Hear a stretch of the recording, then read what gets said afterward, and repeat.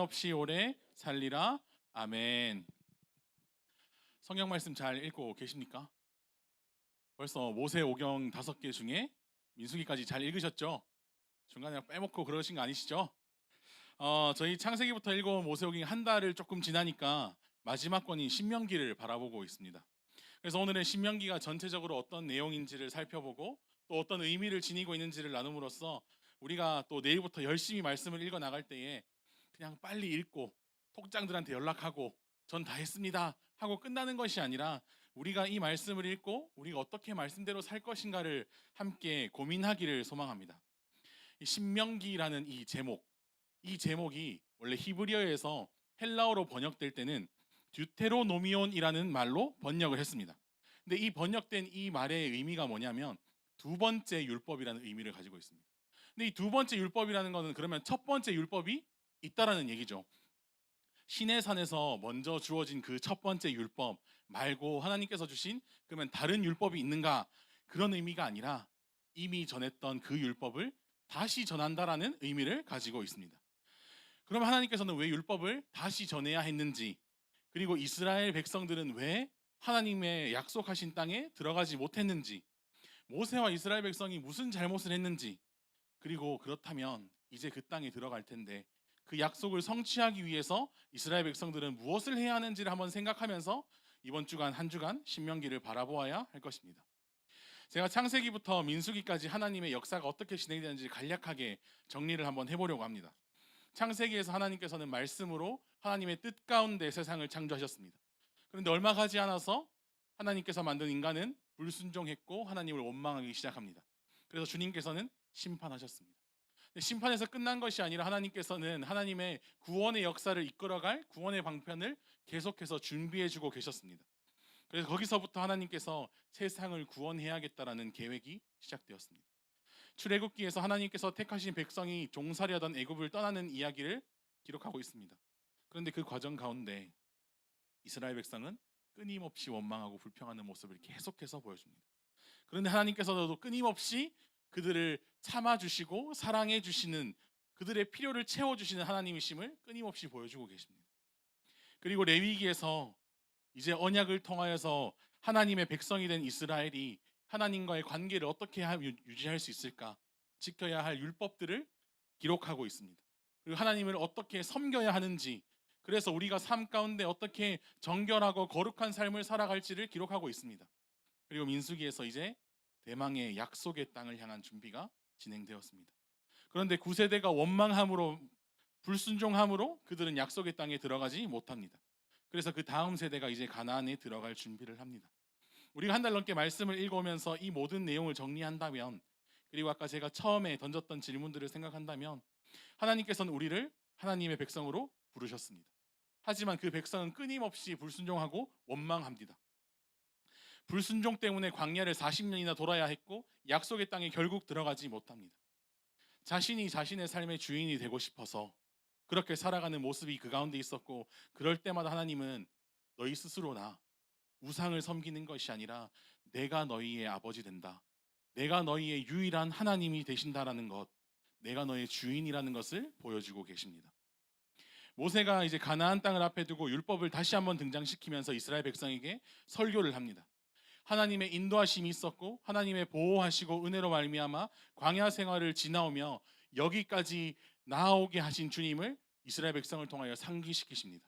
그리고 율법을 다시 한번 선포함으로 하나님을 주인 삼은 하나님의 자연인 이스라엘 백성들이 가나안 땅에 들어가서 어떻게 살아야 할 것인지를 신명기 가운데 기록하고 있는 것입니다. 그래서 우리가 이번 한 주 신명기를 읽어 나갈 때에 이스라엘 백성들이 그 광야 생활 끝에 이제 약속의 땅에 들어갈 텐데, 그 전에 준비하면서 이스라엘 백성이 언약에 기초한 삶을 살아서 주님이 주시는 복을 누리도록 하는 것이 신명기의 큰 내용이라는 것을 기억하시면서 읽어 나가시면 조금 더 수월하게 읽지 않을까 생각해 봅니다. 지금까지 창세기부터 이스라엘 백성들의 모습을 계속해서 바라보면 하나님께 끊임없이 죄를 짓는 모습을 보여주고 있습니다. 그런데 하나님께서는 신실하게 계속해서 그들과 동행하십니다. 그래서 우리가 이번 주에 신명기 말씀을 통하여서 이스라엘 백성이, 그리고 오늘날을 살아가는 우리가 하나님의 계획을 온전히 신뢰하고 하나님 말씀에, 하나님의 율법에 전적으로 순종하라라고 말씀을 하시는 겁니다. 가나안 땅을 이제 들어가야 되는데 가나안에는 이미 살고 있던 민족들이 있었습니다. 젖과 꿀이 흐르는 땅이었으니까 거기를 가만두지 않은 거죠. 누군가 살고 있었습니다. 그러면 거기를 들어가려면 그들을 처리해야 하는데, 그 민족이 얼마나 크고 얼마나 많고와 상관없이 하나님께서는 이스라엘에게 그 땅을 정복할 수 있는 능력이 너희의 아버지인 하나님인 나에게 있다라는 주인 의식을 계속해서 확인시켜 주시는 작업을 하십니다. 하나님께서 아브라함을 통해서 언약을 맺으셨습니다. 그리고 그의 후손을 통해서 계속해서 그 언약을 지켜 나가시는 것을 보여주고 계십니다. 이걸 통해서 우리가 알 수 있는 것이 무엇입니까? 끊임없이 나의 인생의 주인은 나고 내가 원하는 대로 해주지 않는 주님을 원망하는 이스라엘 백성에게 결국 우리의 주인 되시는 분은 하나님밖에 없으십니다라고 고백할 수밖에 없도록 인도해 나가시는 겁니다. 우리가 하나님께 속한 자가 되기 때문에, 그래서 신명기 말씀에 너는 마음을 다하고 뜻을 다하고 힘을 다하여 스스로를 신뢰하고 믿고 사랑하는 것이 아니라 내 하나님 여호와를 사랑하면서 살아가라는 그 신명기 6장의 말씀을 우리가 살아내기 위하여 이스라엘 백성에게 율법을 주시고 하나님의 뜻대로 말씀대로 살아가게 하시는 겁니다. 저희가 오늘 신명기 5장 35절에서 40절 말씀을 봤는데요, 거기에 나온 내용을 요약하면 동일하지 않습니까? 하나님 여호와는 유일한 여호와십니다. 그리고 우리와 약속하셔서 그 말씀을 지키기 위하여 애굽에서부터 인도하여 낸 하나님이십니다. 이 세상에 다른 신은 없습니다. 우상도 없고 우리는 오직 한 분 하나님을 믿고 따라야 합니다. 너희는 크고 강하지도 않지만 내가 너희와 함께 있으므로 그 민족들을 모두 몰아내고 내가 약속한 땅, 내가 너희에게 주겠다라고 약속한 땅을 너희에게 주시겠다고 약속하시는 하나님의 말씀이 오늘 신명기 5장 말씀 가운데 기록되어 있었습니다. 그들이 가나안 땅에 들어가면 그들은 많은 민족들이 살고 있었던 그 터로 들어갑니다. 거기에는 다양한 신들이 있었고 우상이 있었고 새로운 문화가 있을 것입니다. 근데 그럼에도 불구하고 너희가 거기 가서 절할 것이 아니라 너희의 예배와 경배를 받을 분은 나의 아버지 되시고 나의 주인 되시는 하나님 한 분밖에 없음을 끊임없이 신명기는 이야기하고 있는 것입니다. 내가 나를 주인 삼고 내 뜻대로 살아가며 세상이 하나님보다 우선시 되는 것이 많은 백성. 이 말만 들으면 이 백성은 이스라엘 백성인 것 같기도 하지만 우리의 모습도 너무 동일하지 않습니까? 세상에 눈을 돌리면 하나님보다 좋아 보이는 것이 너무나 많습니다. 하나님보다 사랑하는 것이 너무나 많습니다. 하나님의 뜻보다 내 뜻이 훨씬 중요하게 여겨지는 그런 모습이 우리 가운데도 있습니다. 내가 높아져야 하는 모습을 가지고 살아갈 때, 내가 높아지고 싶고 더 위에 서고 싶고 더 많이 가지고 싶고 그 마음을 바로잡기 위하여 하나님께서는 이 백성에게 무엇이 옳은지를 내가 알려주어야겠다. 그래서 하나님은 그 이스라엘 백성을 광야로 인도하여 낼 수밖에 없었습니다. 그 광야에서 이스라엘 백성을 훈련시키실 수밖에 없으셨습니다. 너희가 만든 그 금송아지가, 너희가 믿고 있는 그 우상이 하나님보다 더 소중하게 생각하는 무엇인가가 너희를 살게 하는 것이 아니라, 그 광야 가운데 인도하여 내는 것이 아니라 내가 너희를 인도해 나간다는 걸 깨닫게 하시는 시간이 광야의 시간이었습니다. 이스라엘 백성이 40년 동안 광야를 돌면서 깨달아야 했던 것이 무엇입니까? 저희 신명기 8장 2절을 함께 보도록 하겠습니다. 내 하나님 여호와께서 이 40년 동안에 내게 광야길을 걷게 하신 것을 기억하라. 이는 너를 낮추시며 너를 시험하사 내 마음이 어떠한지 그 명령을 지키는지 지키지 않는지 알려 하심이라. 아멘.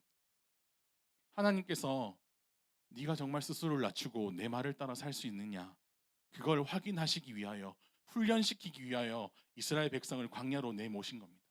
근데 내버려두고 그냥 너희가 거기서 어떻게 살든지 말든지 상관하지 않으셨습니까? 아니요. 만나 메추라기 주셨고요, 구름기둥 불기둥 주셨고요, 의복이 헤어지지 않고 발이 부르트지 않도록 그들의 모든 필요를 채워가시며 인도하셨습니다. 그래서 그 길 가운데 내가 할 수 있는 게 아무것도 없구나, 내 능력과 지식과 나의 것이 통하지 않는 곳이구나, 하나님이 일하시는구나를 깨닫고 하나님이 진정으로 인도하시고 나의 주인 되시는구나를 깨닫게 하는 시간이 광야의 시간이었습니다. 이스라엘 백성들에게, 그리고 오늘을 살아가는 우리에게 신명기의 말씀을 통하여 요구하는 것이 무엇입니까? 하나님을 바로 아는 겁니다. 우리가 매주 하나님의 말씀을 읽고 있습니다. 참 많은 은혜가 됩니다. 또 계속해서 설교를 듣습니다. 우리 아멘으로 대답합니다.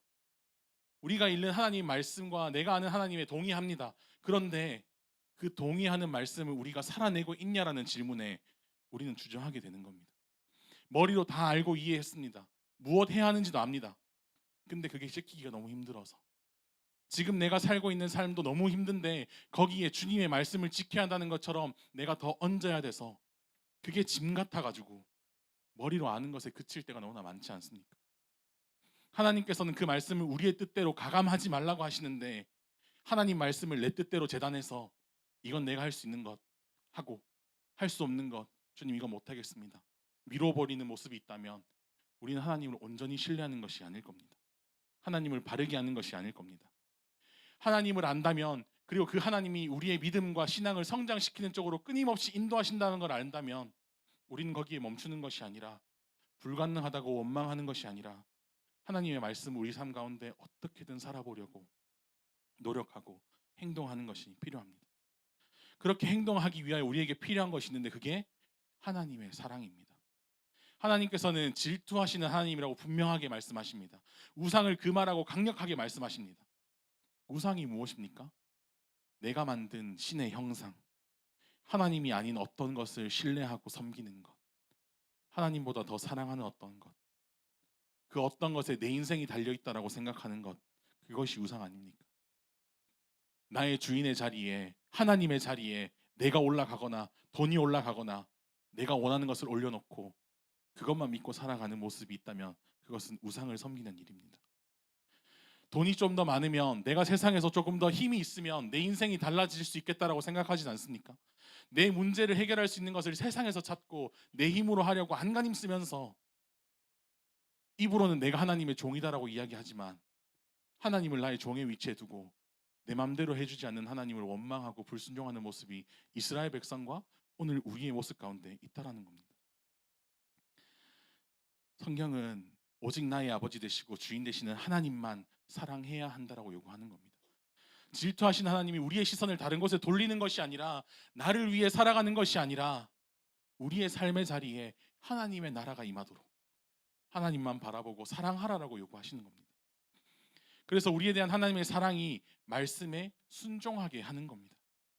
혼날까봐 하나님께 이러면 벌 받을 것 같은데, 징계 받을 것 같은데, 그래서 억지로 그 말씀을 따르는 것이 아니라 나를 사랑하사 아들까지 내어주신 그 사랑에 순종하고 반응하여서, 하나님 저도 주님을 사랑합니다, 제가 그 사랑하기 때문에 주님의 말씀을 따라 살겠습니다라고 고백하는 저와 여러분이 되기를 소망합니다.